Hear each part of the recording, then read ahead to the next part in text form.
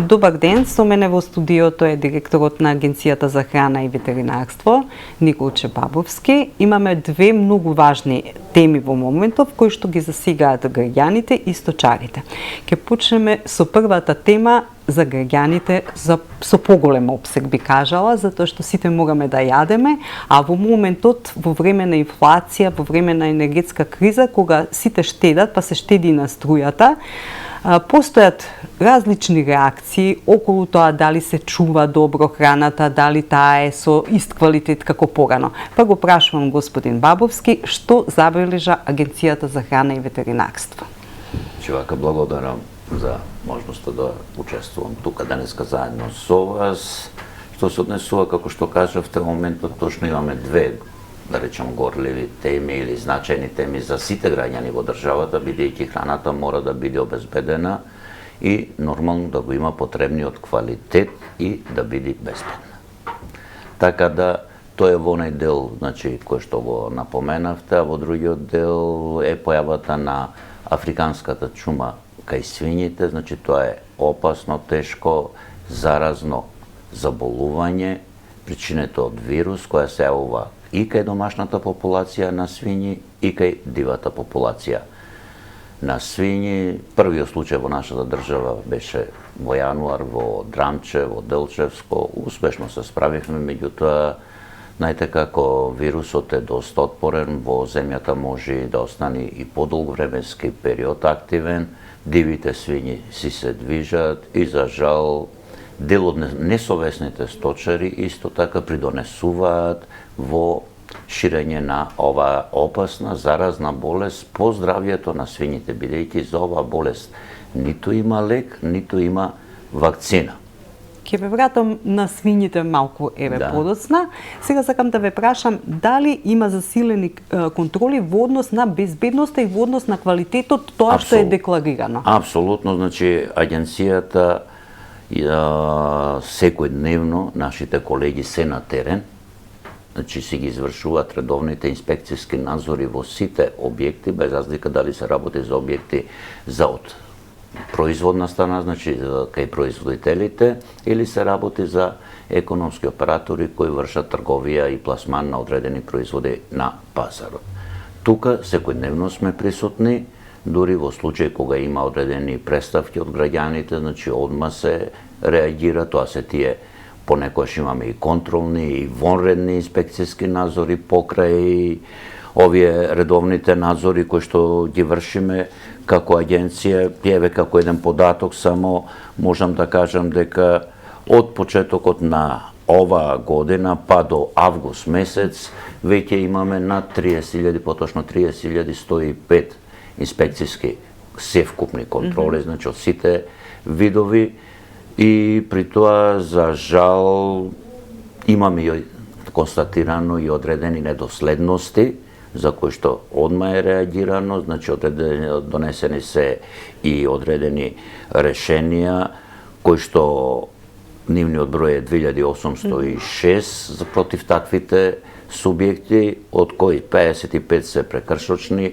пријави, поднесени и се и 6 кривични пријави, другиот дел се затвараат предметите или се помага на граѓаните, меѓутоа и на операторите. Целта, значи, не е некому да се уништи бизнисот, целта е да граѓанинот биде заштитен со квалитетен и безбеден производ. Заради тоа има и уште една мерка, тука најголемиот дел и дава резултати, можам да ви кажам слободно на теренот, тоа е мерката едукација.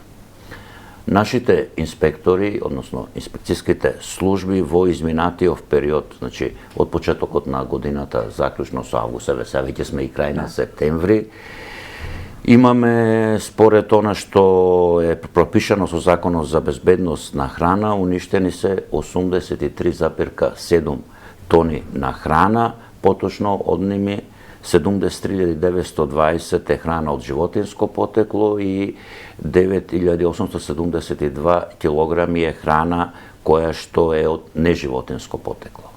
Дали овие бројки се повеќе во однос на порано, да кажем? Не, тука се бројките, значи Она што и рековме на почетокот дека економската криза, енергетската криза си го зема својот данок, ние се трудиме во овој дел на вистина да бидиме на нивото на она што како агенција треба да го работиме. А пред се, значи пласман на безбеден производ на македонскиот пазар. Дали може нешто да кажете околу кривичните пријави? Што значи тоа? Што еве сте нашле? Може би не знам каква е политиката, може би не со името на компанијата, не, но таму каде што имаме поголем прекршок, каде што значи според тежината на прекршокот, инспекторот си е независен во своето одлучување, меѓутоа според закон, значи може да изречи, односно да предложи кривична пријава. тоа значи дека тоа е небезбедна веќе храна? Тоа веќе храна која што го доведува во прашање здравјето на луѓето.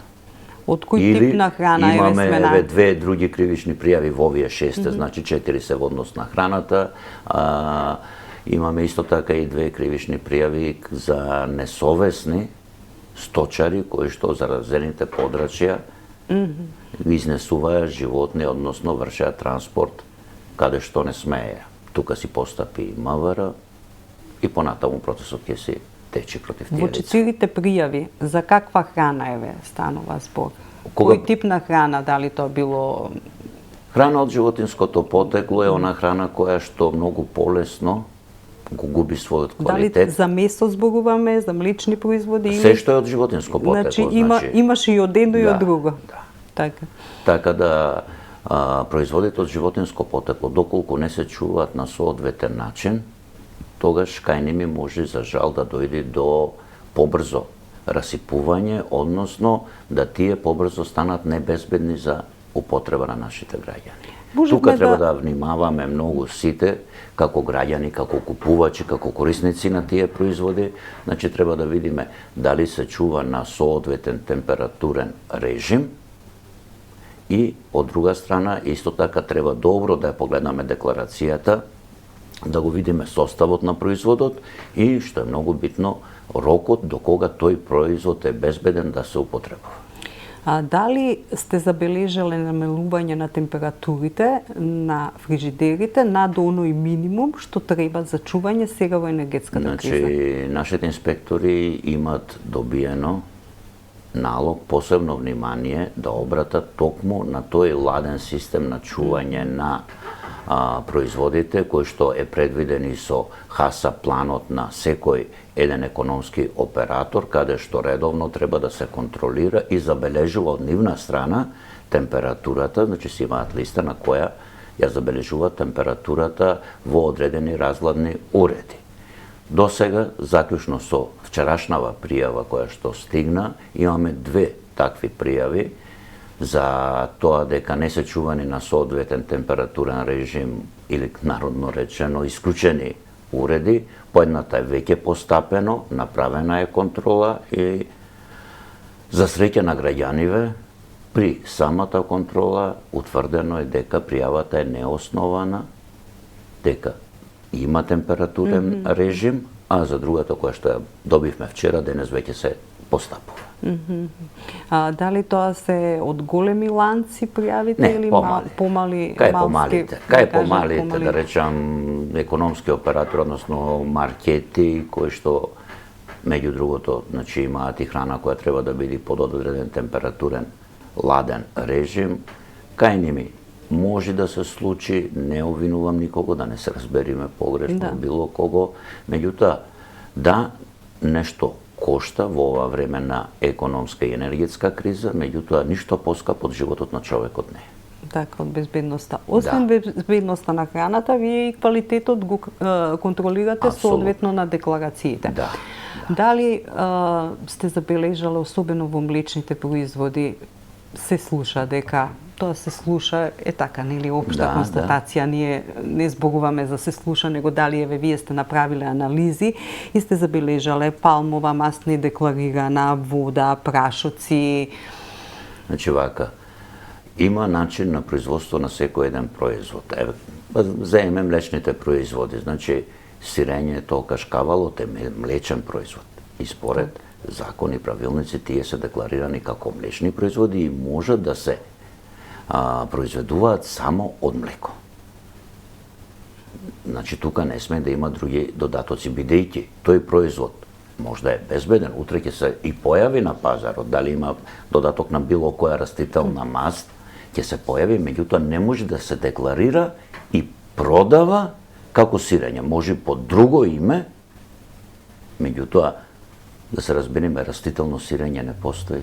Постои млечно сирење, бидејќи се знае дека тоа се произведува од млеко. Така да, во одредени производи може други да има и додатоци на растителни масти, ама тоа мора да биде во рамките на границата на дозволениот процент и на самата декларација во составот на производот треба да биде декларирано дека е присутно. Дали сте, условно кажано, фатиле такви? Немало такви случаеви во сега скорошен период, каде што, кога почна цела ова криза, не сме нашле, меѓутоа секогаш можноста постои. Во однос на месото, исто имаше едно време, доста се зборуваше за она бразилско месо препакувано, смрзнато. Дали тоа сега веќе заврши одамна таа приказна, како се... Во нашава држава, значи во Република Северна Македонија се увезува месо од Бразил, меѓутоа се увезува месо од објекти кои се на ЕУ листата, значи кои се одобрени за извоз во Европска Унија под строго контролирани услови, со ист таков соодветен сертификат и такво месо да доаѓа во нашата држава, замрзнато месо, ама тоа е наменето за преработка, значи во прехранбената индустрија, каде што понатаму тоа месо се преработува и се добиваат одредени сувомеснати пред се производи. Така. Намената на тоа месо е за тоа, не е за употреба. Така. Во однос на роковите што сами ги спомнавте, дали тука имате поплаки, дали стигнуваат до вас и дали... Стигнуваат и се наоѓале, за жал, во одредени случаеви каде што рокот на производот бил поминат, а тој уште се наоѓал на рафтовите за продажба. Така да во тој момент ние одма наредуваме повлекување на тој производ од рафтовите и негово уништување. Така, со викшлите вуду, дали за вуди, дали... Па знаете како кај заврши за среќа, кај нас немавме појава на труење, таа појава се појави во Италија и по нотификацијата која добивме од Европскиот систем за брзо известување или РАСА системот, како што го нарекуваме, ние одма наредниот ден постапивме, инспекторите беа кај економскиот оператор кој увезува, најдени се таму негде околу 3000 килограми на овој производ, наредено е отповикување и повлекување на производите од значи маркетите каде што се продаваат, и исто така испративме апел до граѓаните доколку веќе купиле таков производ да го вратат на местото на купување или да не го употребуваат, па макар го фрлеле и во ѓубре. Така. Втората горлива тема во моментов свинската чума, која што веќе има во Македонија и, да кажам, негодувањата на дел од сточарите во врска со тоа што треба или да ги заколат, нели, макар и непланирано, нели, сега во моментот помали, или па да ви ги предадат кога и во кои услови. Еве што вие имате да порачате на овие протести што се во Малешевијата и Осоговски и Овчеполијето, така беше. Имаме две различни моменти, значи за жал во дел од источниот регион на државата болеста се појави во повеќе жаришта, односно првиот случај кога ќе се открие во некое населено место или огледувалиште дека има, а досега не било офатено со ниедна од мерките кои што ги спроведува агенцијата, значи тоа се прогласува за жариште. Во радиус од 3 километри околу тоа жариште, тоа е таа прва зона, значи каде што е заштитна зона или заштитни мерки, значи кои што се дефинирани за оваа зона, е уништување одма на жариштето, тоа прво го правиме, а после тоа се врши попис на огледувалиштата на свињи и бројот на свињи и сите оние кои што спроведуваат биосигурносни мерки. си остануваат и понатаму да си стопанисуваат со тоа што, дали е во зоната од 3 или од 10 километри, тоа месо оди по нивни избор, значи за преработка со одреден техничко-технолошки, односно термички процеси, добивање на други производи, не месо, него производи од месо, или пак оние кои што, за жал, не спроведуваат никакви биосигурносни мерки. Тоа се оние домашни, така народно речени, кочини, каде што, верувајте, нема никаква биосигурносна мерка. Каде што се огледуваат помал број на животни, и таму ризикот за ширење на болеста е најголем. Зато велам, во првиот случај, да, утврдивме и при епидемиолошкото испитување дека болеста воопшто во државата, бевме една од ретките држави во Европа каде што немавме африканска свинска чума, е дојдена преку дивата популација, кај дива свиња. И како што реков, мерките кои што се спроведуваат се превентивни мерки, бидејќи лечење или вакцинација не постои и не може да се изведе. Тоа е нешто како на почетокот кога се јави пандемијата со COVID-19, каде што мерките кои што беа пропишени од државата, иако некојаш популарни, некојаш непопуларни, истото малтене го спроведуваме и овде при борбата со африканската свинска чума, односно ова се мерки кои што се прифатени и се спроведуваат во сите држави. Значи нашата држава не е исклучок од мерките кои што се спроведуваат и во соседниве, бидејќи во Бугарија и во Србија има многу поголем број на жаришта и случаеви отколку што ги имаме кај нас. Од она што досега е, значи, постапено, негде околу повеќе од негде 3000 и нешто грла се офатени, 3300 грла се офатени со оваа мерка на депопулација во самите жаришта, бидејќи ги имавме 7-8 жаришта во изминатиот период, значи во радиусот од 3 километри, морам да нагласам кај тие што не исполнуваат никакви биосигурносни мерки и кои представуваат ризик и опасност за тие што спроведуваат. Така. И, значи, најголемиот дел од овие се еутанизирани, нештатно странати, а 133 животни се упатени на економско искористување. Исто така, во таа зона под надзор постои можноста, како што рековте, во домаќинствата тоа месо да се искористи, значи да се врши колење на свињите во еден одреден временски период, значи не одма, не сега, него како што врви времето да се заколат, меѓутоа тоа колење треба да биде во присуство на ветеринарен лекар, да се земи мостра и да се испрати на испитување на Факултетот за ветеринарна медицина во Скопје.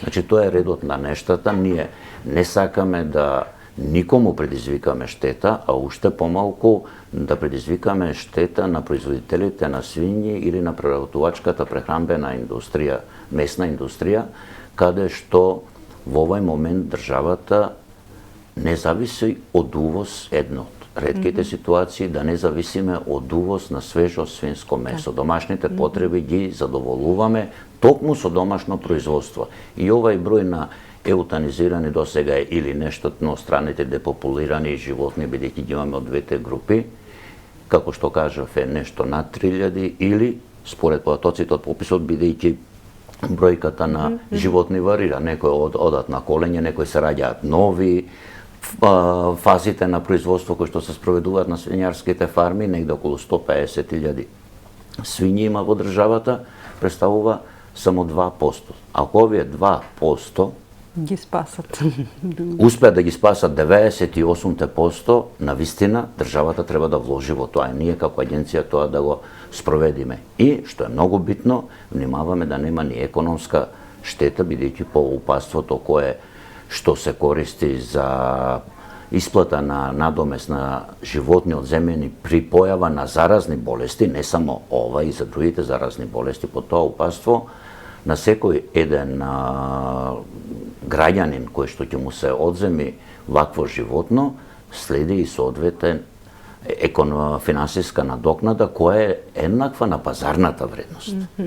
Така да се внимава и на тој економски момент или финансиски момент, да граѓаните не бидат и на тој начин оштетени.